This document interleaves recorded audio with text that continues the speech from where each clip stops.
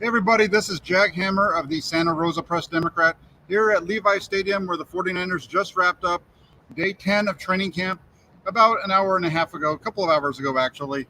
Wanted to come in here and give you guys a breakdown of what I saw, the good, the bad, the ugly. We'll get to all of that in about the next 30 minutes, and let's get right to it. Let's take a look first off at who was not on the field today.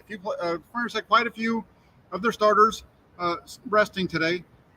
Nick Bosa was on the field, participated in all the individual drills, worked with Fred Warner at one point. We'll get to a little bit on that. So Nick Bosa was out there, but he did not participate once the team went into the team reps. Cornerback Emmanuel Mosley did not practice today. Neither did linebacker Drain Greenlaw or linebacker Aziz Al-Shaair. Another defensive lineman that didn't participate in practice, but he hasn't practiced really since the first week, is Eric Armstead, who has an issue with his knee. He was walking around at practice today. Wasn't dressed out at all, but was walking around smooth with just a wrap over his knee. No big brace or anything like that. So those are the defensive players that were not a part of the team drills today that we'll get into here. On the offensive side of the ball, there was three big guys missing. Left tackle Trent Williams did not participate today. Neither did right tackle Mike McGlinchey, and tight end George Kittle also sat out today's practice. So quite a few players from the starting unit with the 49ers not a go today during practice, or if they were out of practice, not participating in the team reps. So let's get into it. It was a day today. I'm going to start off with the defense. Usually I get this thing started and we're talking quarterback with Trey Lance. We're talking about the offensive side of the ball. We're going to start this thing off on the defensive side today. Before they do that really quick, I want to shout out a couple of people in the comments section we have done. Dan Rostek, who is a member of the Toolbox. That's why he's got that cool little $sign next to his name. He says, "What's up, Jack and everyone? Good to have you on board, Dan. It's a good day today. Nice way to spend a Sunday. Some sun, 49er football. Overall, really good." And then we have Lucas coming to us from Austria. Lucas, I saw your tweet earlier today. Thank you very much for the kind words to somebody else from Austria. I think that's what the language is. I used the little translate button on Twitter to understand everything that you had typed out, but it was pretty spot on. Really like it. He says, "Let's go and let's get this thing started. Let's talk about the defense first. We're going to get to Fred Warner. I want to talk about Fred Warner because there was something cool that I saw today early on in practice. It was right at the beginning. So when the 49ers come out, they do stretches and all those types of things. As soon as they're done with their stretches, they do a special teams period. It's during the special teams period when if you watch my Twitter or excuse me, my stuff here on YouTube, you usually see throughout the practice, stuff from Trey Lance throwing the ball, his workout at the beginning, and that's always at the beginning of practice during the special teams period. Well, today during that special teams period, I stayed over on the defensive side, and I got a chance to watch Fred Warner do some work on his own off to the side. He might be an all-pro, but every day, and this happens, it wasn't just today, but I just happened to be over there today. I noticed this last year as well. But every day during that special teams period, he is working on something to improve his game. And today, Warner's focus was on improving a specific pass rush move. And it was really cool. He was working with linebacker coach Johnny Holland for a couple minutes. And then Nick Bosa, who didn't have anything to do during special teams because he doesn't play special teams, came over. And the two started talking. He gave some advice to Warner on how to do this particular move. Showed him how to do it a couple of times the way that he runs it. And then you got to see both of them go through it, separately. One was using the bags. Nick Bosa continued to use the bags while Fred Warner was working with the coach. That video was up on YouTube a little bit ago, but I pulled it down because of some copyright stuff with the music. It'll be back up shortly for you guys to take a look at that. But that was really cool. It's really cool considering the fact that one guy's an all-pro, the other's going to be an all-pro. In Nick Bosa, and those guys are out there just working together, talking the game through, talking about moves through. That's one of the really cool things about football in general. But to see two guys that are at the top of the game do that was nice. And then you get the team drills, and Warner, does it again. He had picked off Trey Lance already once in camp. Today, did it again. It was during the move the ball period that the 49ers offense ran.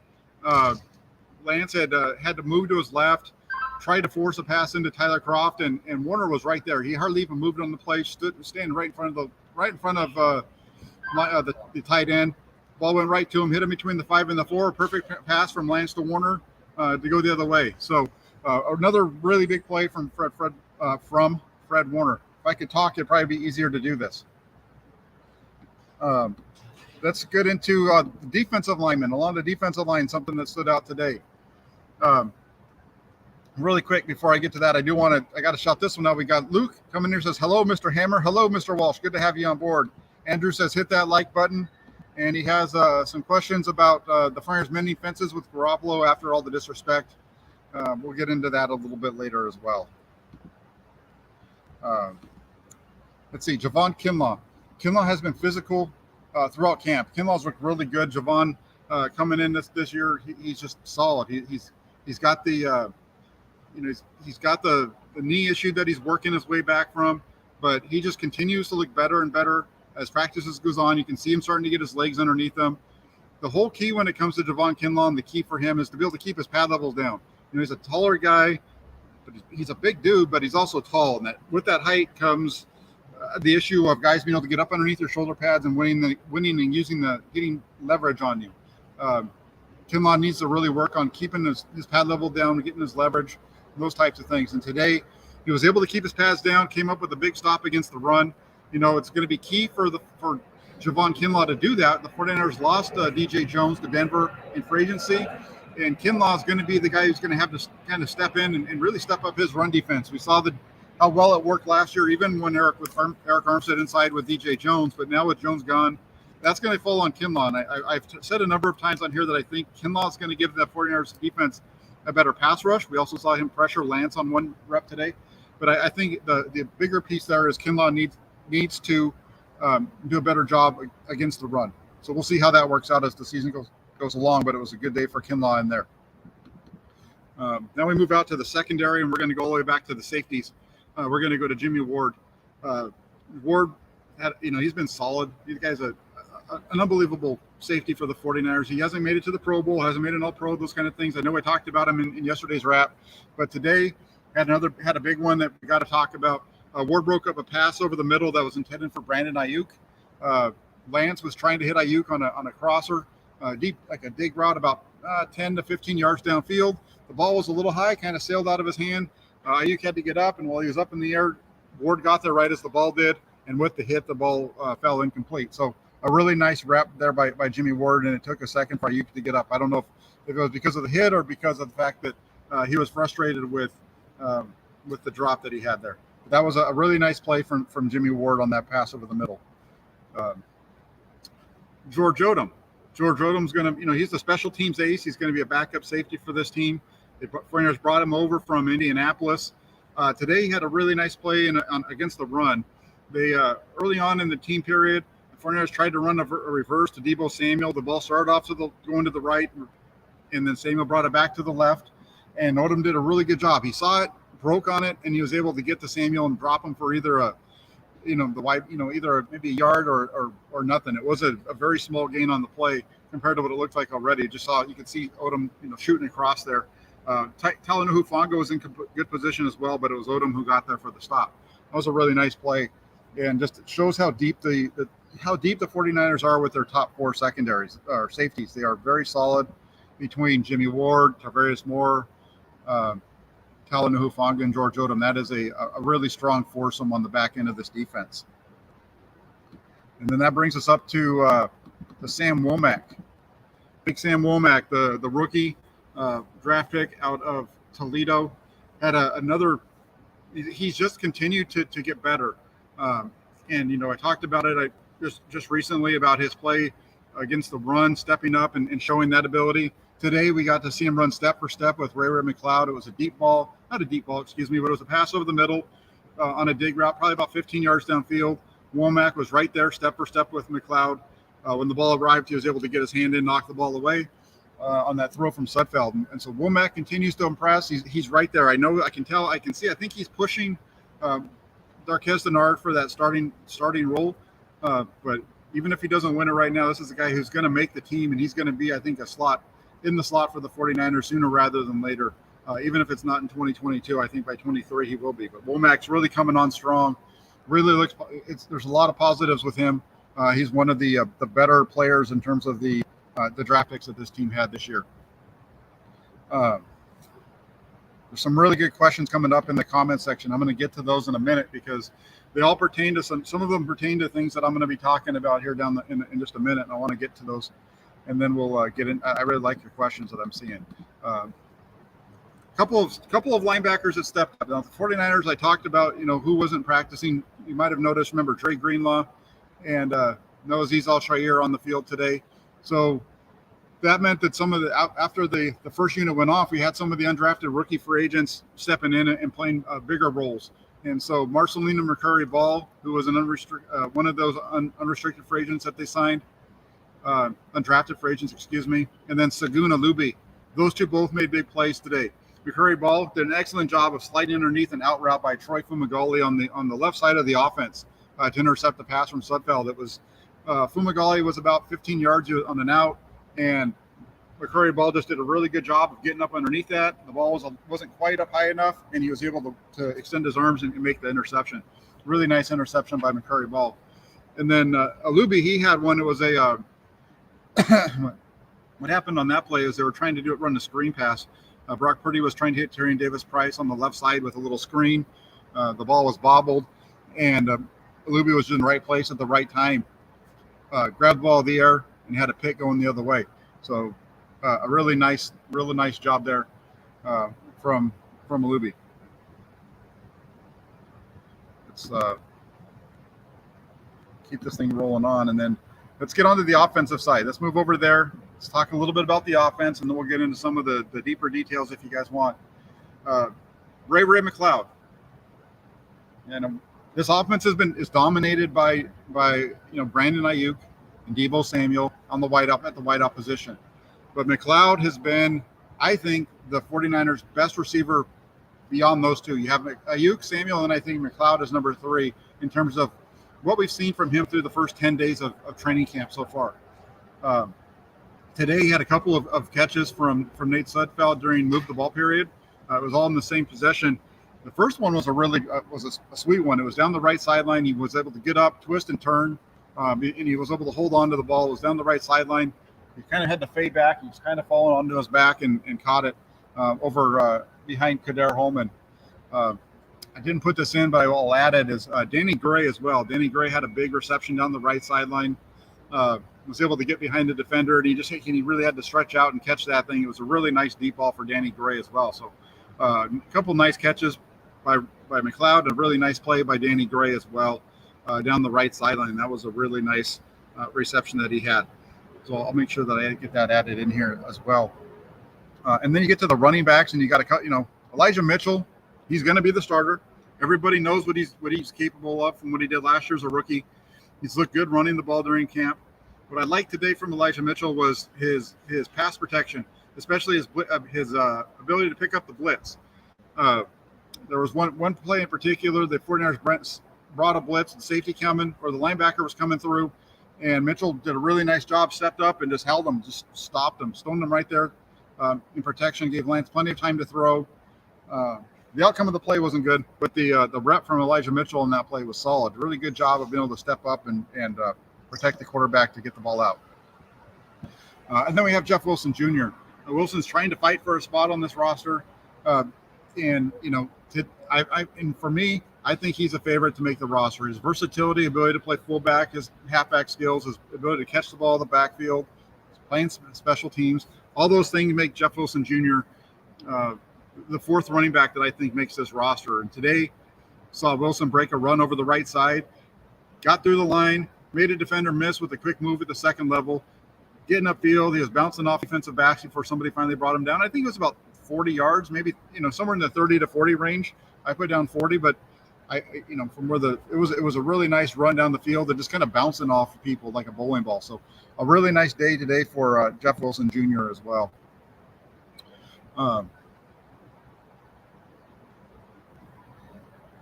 Let's take a look at the next one. And we got two more areas, and then we'll get to the questions. Let's go to Trey Lance. Lance had a day today. It was a day.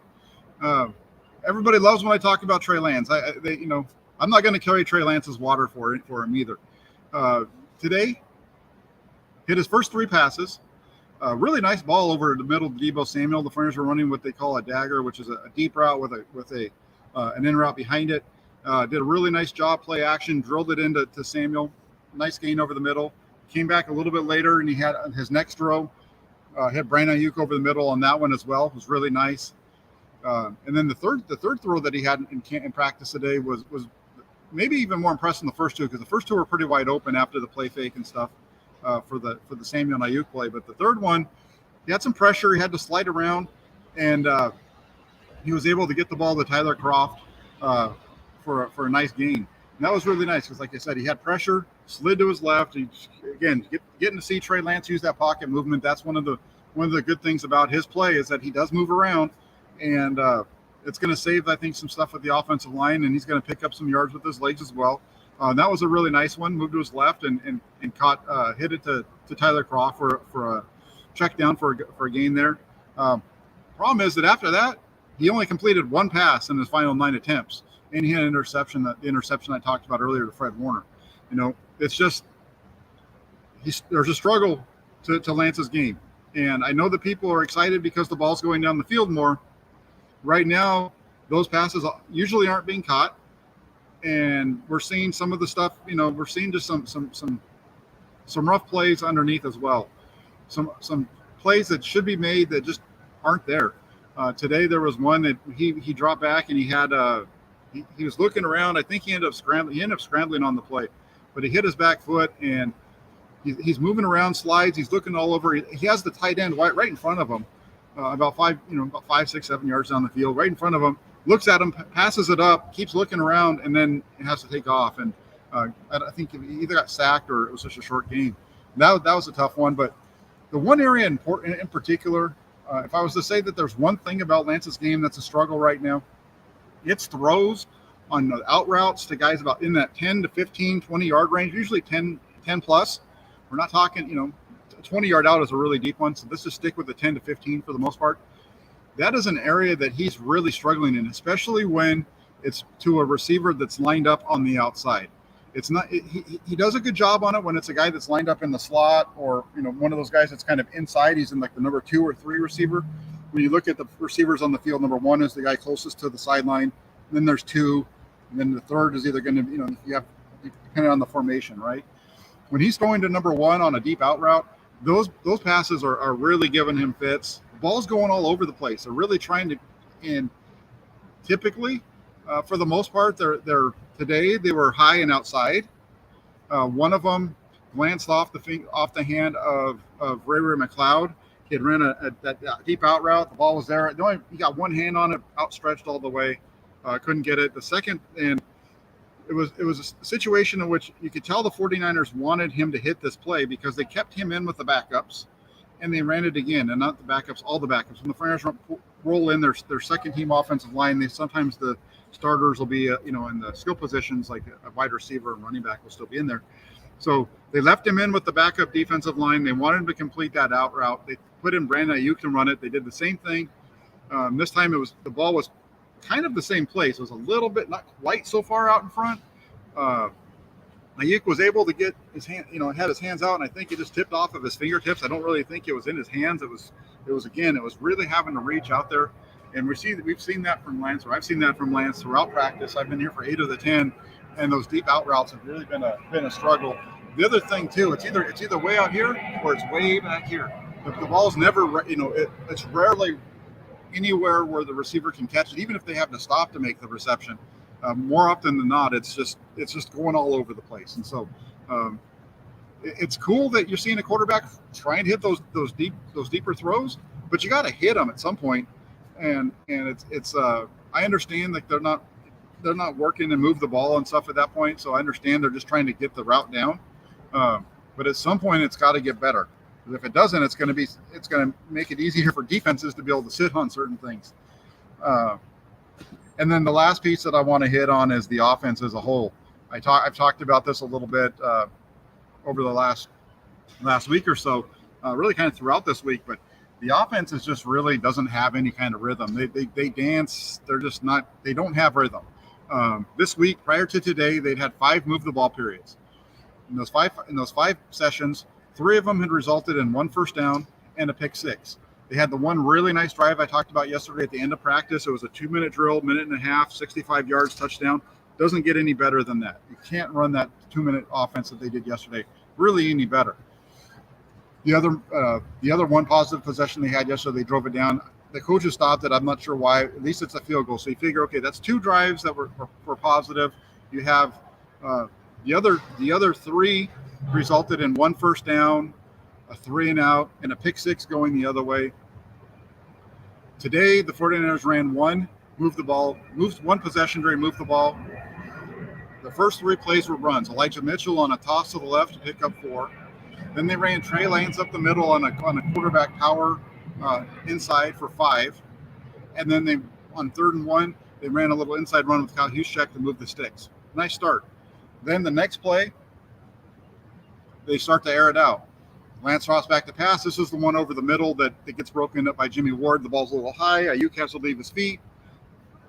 Ward's able to knock the ball away. I think on that pass, if it's an accurate throw and it hits him in the chest, anywhere within the framework of the body, I think Ayuk catches that ball even and absorbs the hit from Ward, and they move the sticks. But because the ball's high, and the really nice play by Jimmy Ward, they're able to get the pass break up. So that brings up 2nd and 10. 2nd and 10, Lance gets pressured. He slides to his left, doesn't see Fred Warner as he tries to force it in Tyler Croft, hits him between the 5 and the 4, and the ball goes the other way. So that makes now 6 possessions this week that the 49ers have tried to move the ball. Of those 6, they picked up 2 first downs, and they have 2 picks. One, a pick 6, and the other would have given the opposing offense the ball on around the 40-yard line, 30-yard line, somewhere in there, depending on how far Warner goes. So it hasn't been pretty, and that more than anything should be a little concerning. But hey, here's the positive. The 49ers have a month to go before they get to Chicago for week 1. So there's still a long ways to go. They still have things to build. But right now, the rhythm of this offense isn't there. Talked about how Steve Young was on the radio with Larry Krueger and on 95.7 The Game a few weeks back. And he talked about the need for quarterbacks and how Trey Lance was going to give you the big splash plays. That was one of the things that he was going to do, but he had concerns and questions about his ability to just manage the game, hit those underneath routes, hit those checkdowns, and those types of things. Again, we haven't seen that yet. I know that people want to see Trey Lance be really good. It'd be cool to see Trey Lance be good from my perspective either, because then I wouldn't have to report the negative stuff and people would be happy with me. But like I said at the beginning of the show, I'm not going to carry his water for him. If he's going to throw interceptions, I'm going to report those interceptions. If he's going to go 1 for 9 at the end of practice for the second half of practice, I'm going to talk about how he went 1 for 9. Not going to get, I just think that it needs to be said. And I also, the other part of it too is I'm okay with being negative on Trey Lance, because when Trey Lance is playing good, I'm going to talk about how he's being good. And when I'm saying that when he plays good, it's going to make it even better, right? That's one of the things. I don't understand the need to try to sugarcoat the mistakes that Trey Lance is making. Talk about the mistakes that are happening out there. And then that way, when he goes out there and he plays better, that's a positive. So let's go through. You guys had some really good questions in the beginning. I've said my spiel as to what happened today. Let's see what we've got over here. There's some good ones. Barry wants to know, if you had one major concern about the 49ers going into preseason, what would it be? For me, I think the one big question that I have with the 49ers right now, or concern, is their offense and their offense getting things together. We're not going to really see it very much during the preseason, I don't think. I don't think we're going to see Mike McGlinchey and Trent Williams on the field much during the preseason. We probably won't see George Kittle. We'll see very little of Deebo Samuel and Brandon Ayuk, if any. They'll be out there for a little bit. So we're not going to really see that. But I think right now, as we head into week 3 of 49ers training camp, it's the offense and where the offense is. There's just something missing right now about it. They're getting some big plays, which is awesome. The consistency just isn't there, and we'll see where it goes. And this week, here's the thing. The 49ers have not put Nick Bosa on the field during team drills, at least the last 2 days. I don't remember if he was on the field on Friday. That's a bonus for the offense. There's also been no Eric Armstead, another bonus for the offense. And they're still struggling. And so we'll see. And obviously, Nick Bosa is probably one of the top three best pass rushers in the NFL. So that's going to change the game, obviously. But when you look at where Trey Lance is right now and what he's struggling with, if we're honest, he's struggling with his accuracy more often than not. And there's some issues with drops. That's always going to happen. There's some issues with pass protection at times. That's always going to happen. But the easier the throws when he has time that should be made aren't getting made at a rate that's concerning. We'll leave it at that. And then Rashad, he says, how's the tight end depth chart shaking out behind Kittle? This is an interesting one because I haven't really seen the ball go to Ross Dwelley during this camp. It's usually Tyler Kroft or Troy Fumagalli that are getting the passes if it's not George Kittle, and then Tanner Hudson as well. So it's an interesting group behind there. It's Ross Dwelley is somebody that's been on the 49ers for a while. I know they love him for his special teams ability. We just haven't seen them really try to work the ball to him very much here in camp. So it's kind of hard to tell how it's shaking out. I would say that Tyler Kroft, though, has been having a solid training camp so far, as has Tanner Hudson, just with the amount of balls that we've seen thrown in their direction. Lucas wants to know if the defense is going to be blitzing more this season. I think there's going to be times when they're going to want to use the blitz. I think the biggest thing is they're going to be much more aggressive on the outside with the corners, which is going to you add that in there with the pass rush and what that group can do. It's going to cause a lot of fits for opposing offenses. They're for sure, like, you're going to see them send some blitzes like yesterday, the pick six from Lance that was intercepted by Jimmy Ward. That came in a pressure situation. They had a zero coverage blitz, man across the board, and ball just came out late, and Ward was right there, stepped in front of it, and took it the other direction. So, as far as blitzing more, I think they want to be more aggressive. I think they wanted to be more aggressive last year, but the injury to Jason Verrett week 1 put a halt to all of that. So I think that we're going to see that defense be more aggressive as far as the blitz percentages and things like that. I would guess it's going to be maybe a little bit higher, but I wouldn't think that it's going to be through the roof. It's not going to be like this is the old Pittsburgh Steelers Blitzburg defense or anything like that, if you remember that. That's probably aging myself a little bit there.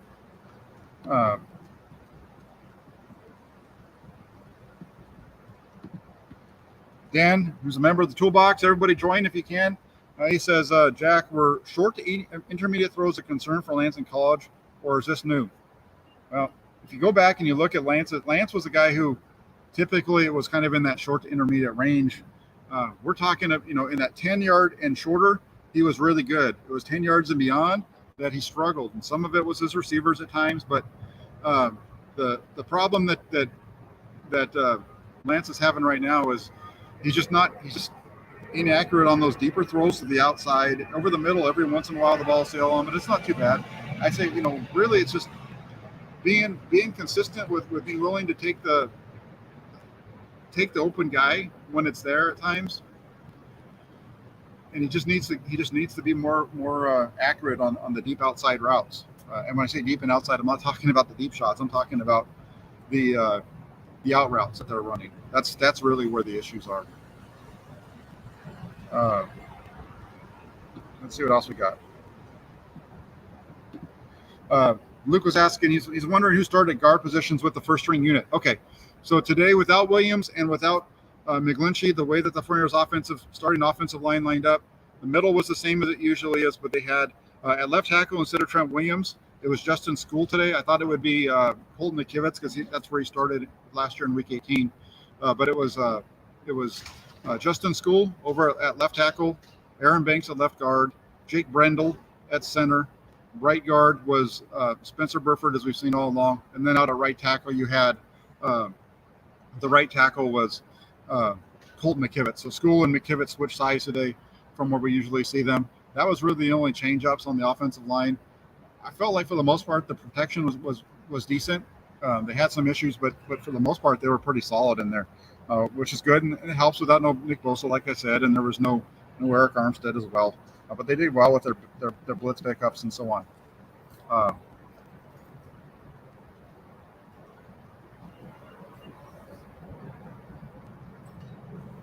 Jaden wants to ask. He's asking a question. He says, "Is this offense worse than it was during last season's playoff run?"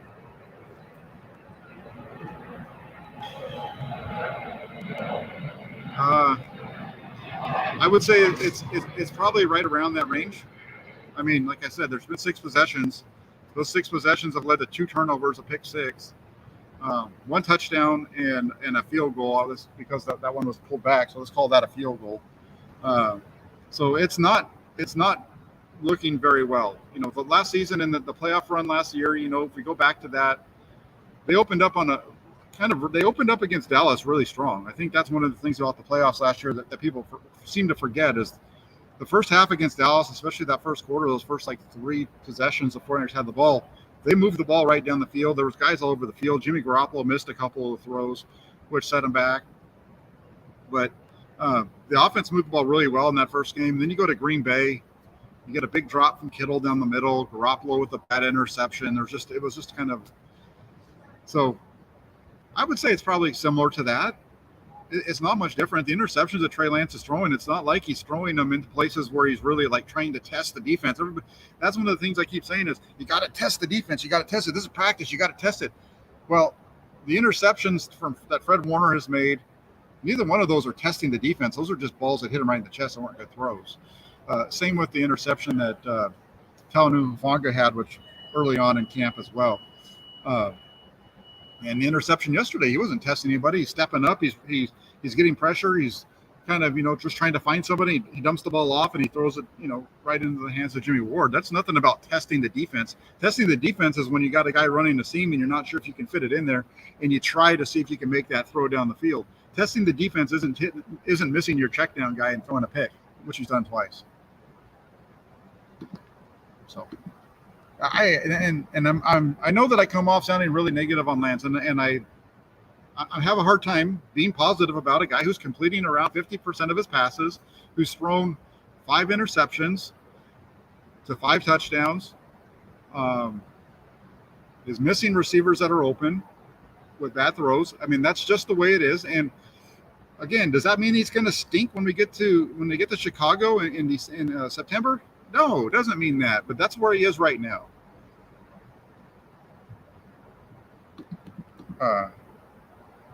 And yes, Jaden, our defense, the 49ers defense is nasty.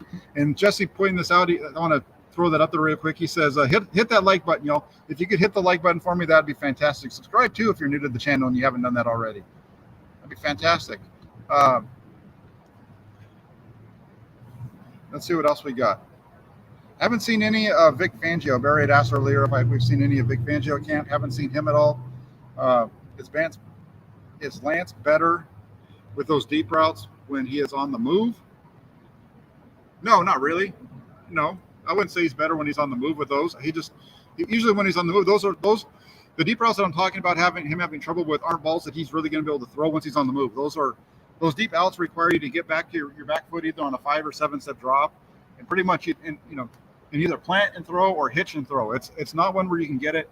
If you're starting to move around, that it becomes a different play at that point. And Lance has made some nice plays where he's moved around with his legs. And usually when he's moved around with his legs and he's had to find somebody on the move, it's usually been kind of not in the middle of the field, but in front of him. It hasn't usually been like out to the left, or sometimes he throws it back to, he's thrown a couple, I guess, to his, backside and stuff like that. But it's usually not to the edges.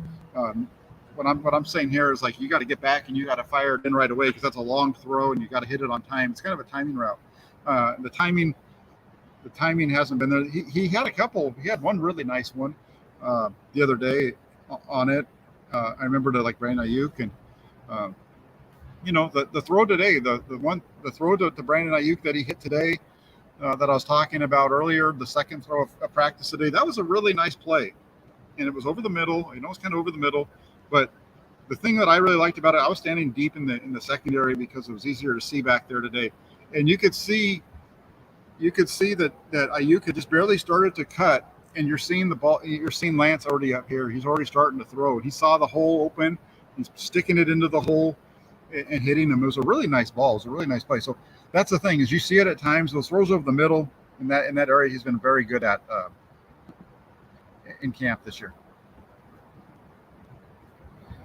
Dan asked, Jack, based on what you've seen so far, who do you think will win the center battle? It seems to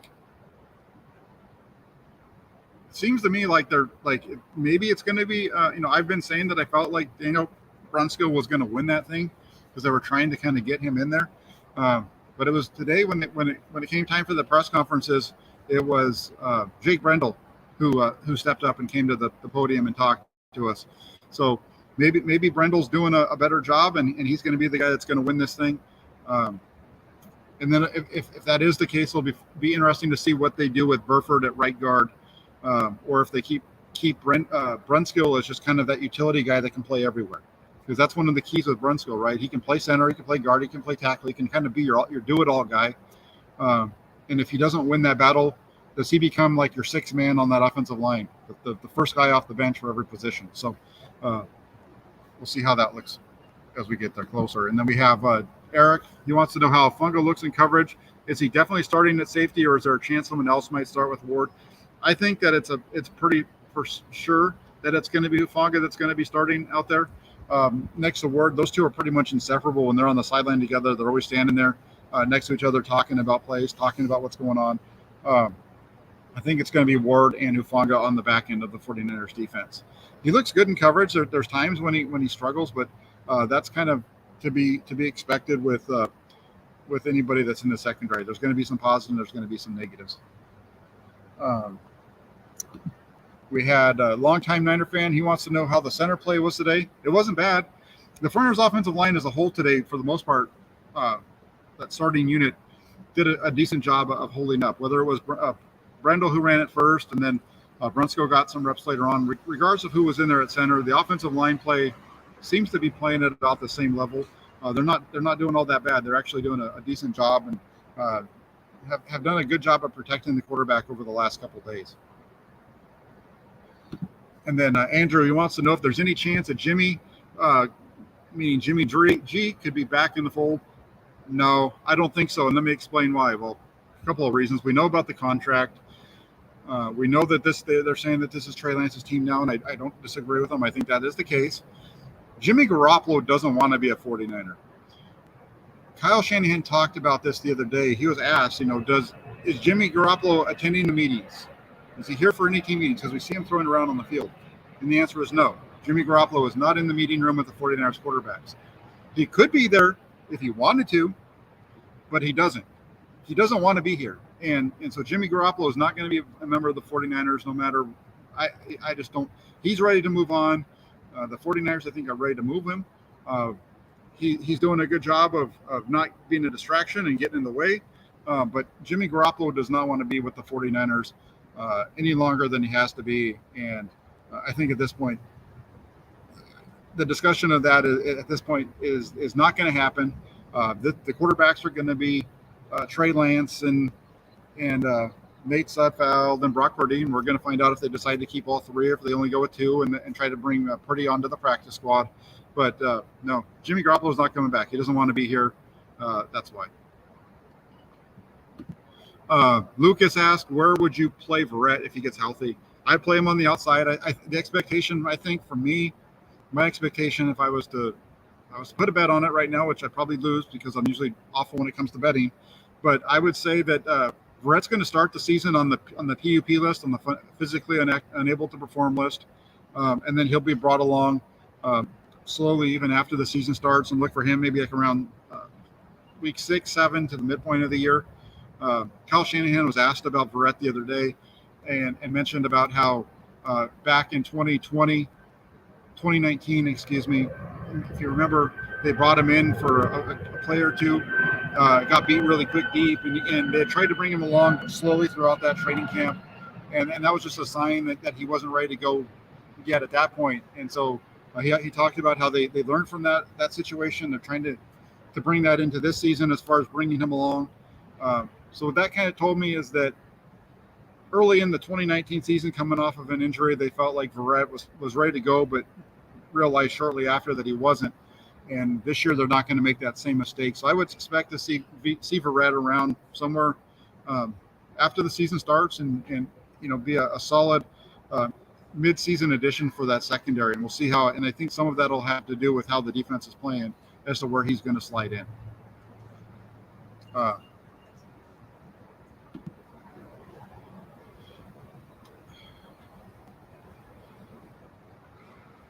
Morris wants to know which position will surprise us the most this season. That was a bit questionable last year. And how is our rookie running back, Jordan Mason? How's he doing? I think the secondary is going to be a surprise, because that was really the biggest question mark for the 49ers last year, was in the secondary. And I think the secondary is going to be much improved this season from when they were last year. That's going to help this defense overall. It's going to help that defensive line put more pressure on the quarterback. So I think the secondary is the group that was questionable a season ago that's going to step it up this year. As far as Jordan Mason, he's been solid, but he's not really getting very many reps. And he had looked really good to me during OTAs and minicamp, and I just have not seen that same kind of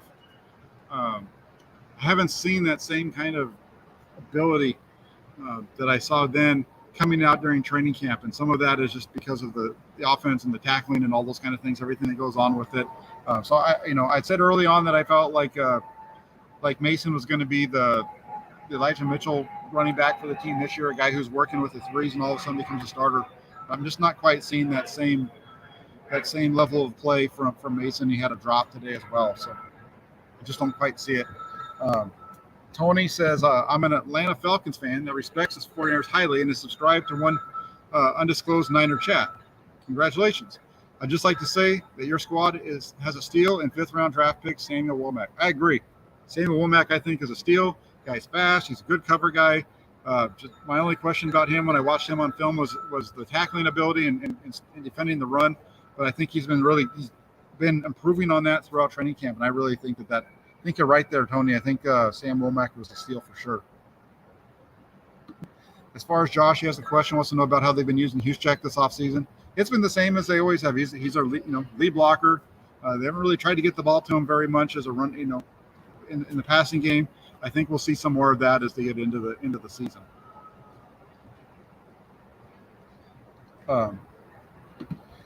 Ray wants to know how Trey and Brandon were.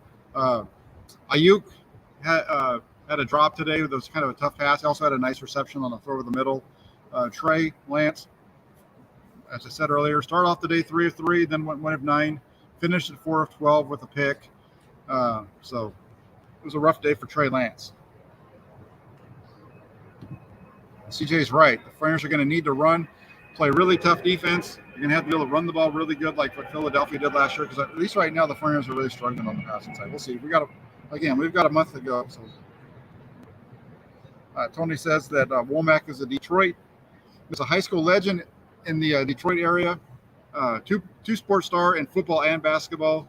Yep, and I know he was a rival with Ambry Thomas during high school. I remember reading about that I think it was last year, but I did remember that Ambry Thomas and Womack were rivals, played at rival high schools during their prep days. So that's what I've got for today. Now remember, I gave you the unfiltered version of Trey Lance today, 4-12 with the pick. I'll go back through. I'll look at his numbers, but I'm pretty sure we're right around 50%, maybe a little under for the entire training camp. We'll see where that falls. But before we head out, I just want to say thanks to everybody in the comment section for keeping it lively. You guys had a lot of great questions today. If you're over there and you haven't subscribed to the channel yet, please subscribe so that you don't miss any of the content. When you hit subscribe, also hit that little bell notification so you know when we go live. I'll be back up here on Tuesday for the next practice, or off tomorrow. We'll get the day off. I will be doing a live show, though, so keep it tuned into the channel. Like, subscribe, and then if you could do me one last favor and get the 49ers.pressdemocrat.com, make that a favorite on your web browser, and keep checking that out on a daily basis. As Raphael 5629ers, who's a member of the Toolbox, says all the time, he's always great about helping me remember to ask you guys to like and subscribe. So if you guys could do that before you leave today, I'd really appreciate it. Thank you all so much. Dabba Dog, hey, good to see you in there as well. Lukey, good to have you on board as well, and Dan and Armchair QB1 and everybody else that's over there. Thank you all for tuning in. I will be back tomorrow night. Have a great rest of your Sunday. Enjoy the rest of the last part of your weekend here. I'll be back soon. Take care, everybody. Have a good one.